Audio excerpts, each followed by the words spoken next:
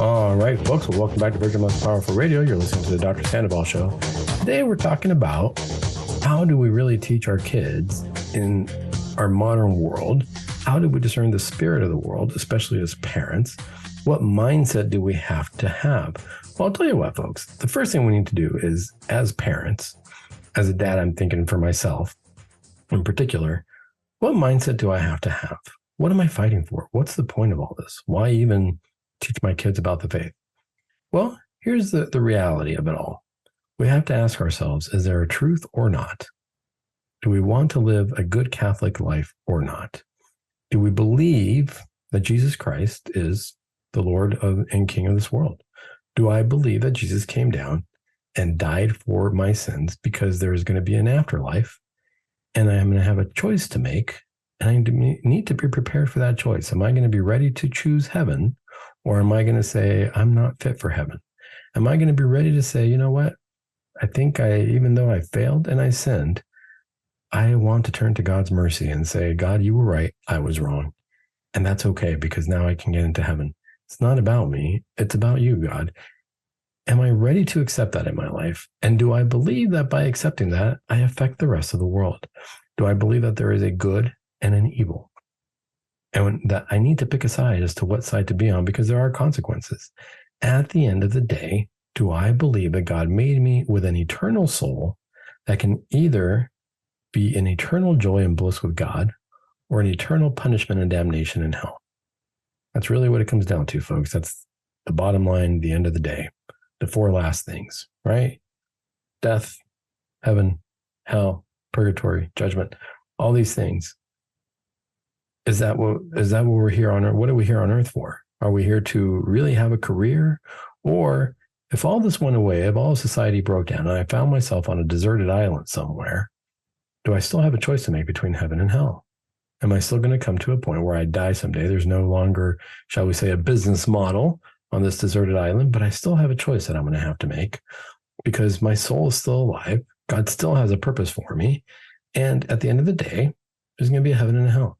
That can be a scary thought, unless I've been given the truth about how I need to lead my life, and ultimately the truth that there is a God who I need to worship and who I need to say, thank you for giving me existence, an all-powerful God who loves me.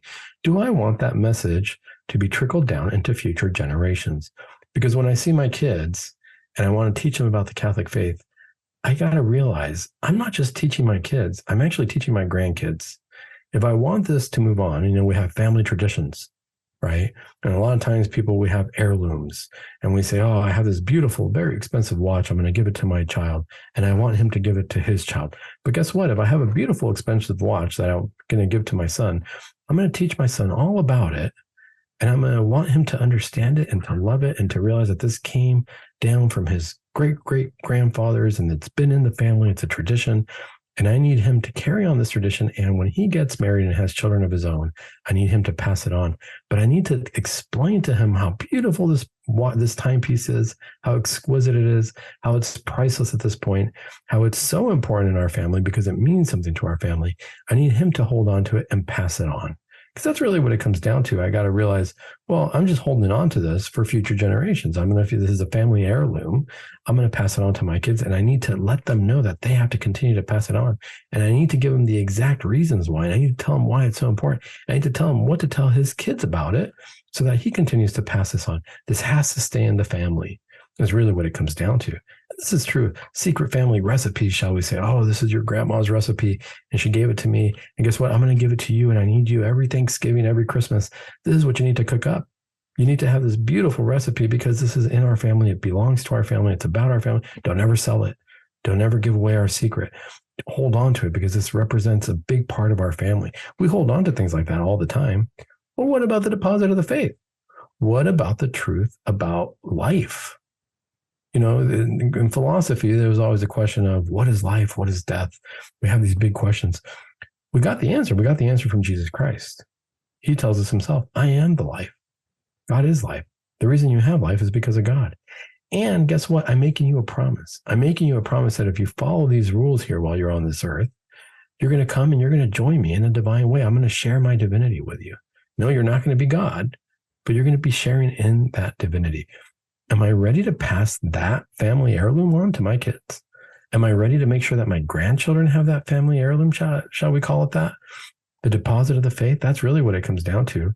The perennial teachings of the Catholic Church, notice that they're perennial, meaning that they will always be there. That's the mindset I need to have as a parent. When I pick up that rosary, when I'm holding that Bible in my hand, I got to remember, yes, I want to take care of my soul, but I'm responsible for the education of my children, which really means I'm responsible for the future generations. I can only think of it, and I would say that, people might say, oh, please, you think you're Abraham or something along those lines. I think we're all Abraham. And what I mean by that is this: the same way God told Abraham, look up at the sky and you're going to have descendants like the stars. Now, of course, if we read that Bible passage and we've done any little bit of Bible study, we realize that probably went out there in the noonday. There probably weren't any stars that he could see. And God told him, look, your descendants are going to be like the stars in the sky. The reality is, if you go out there during the day, you can't see the stars, but they're there. And God's making him the promise that, hey, you're going to have these big descendants. Well, that's kind of how it is for us. I got to realize that if I have children, they're going to have children of their own. And they're going to have children of their own. Am I passing on the deposit of the faith? Am I letting them know, hey, you got to discern the spirits of the world. You got to discern between consolation and desolation. You got to realize that sometimes you're going to feel really good and sometimes you're not going to feel good, but you got to follow God either way. Whether you're winning or you're losing, you got to keep God right there in the middle of your life. Does it matter or not? That's what it comes down to, folks. Is there a truth or not? Is there a heaven and a hell or not? Am I going to have to eventually make that choice? Now, while I'm navigating this earth, while I'm navigating this path, I'm going to build my soul up to that point to make that choice, to decide for God or not for God. What are the rules of the game, shall we say? And it's not a game, but you know what I mean. What are the rules? What is it that we have to do? Well, let me pick up my rosary and tell you a little bit about the life of Christ. Let me tell you about what we're going to join to. Let me tell you about our family, our heavenly family. Let me tell you that Jesus is your brother. Mary is your mother. We have a Father in heaven. We have the Trinity. We're going to pray the Our Father because that's what Jesus taught us to pray. We are Catholic. How many times do we sit with our kids and say, hey, we are Catholic and this is what it means? That's what it comes down to, folks. We're going to teach the future generations and we're going to remind them that they're Catholic, but because we're going to look at our own Catholic faith and how well I'm practicing it. Every move I do, every time I put on my scapular, every time there's a cross in my home, kids are going to know Dad put that up for a reason.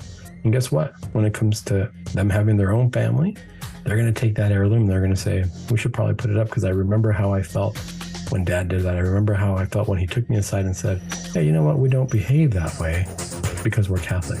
We don't say these things because we're Catholic. And that means something.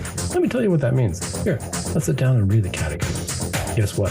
Down the road, our future generations will do the same. And in that way, we teach our children, we discern the spirits, and until next week, we're going to keep it Catholic.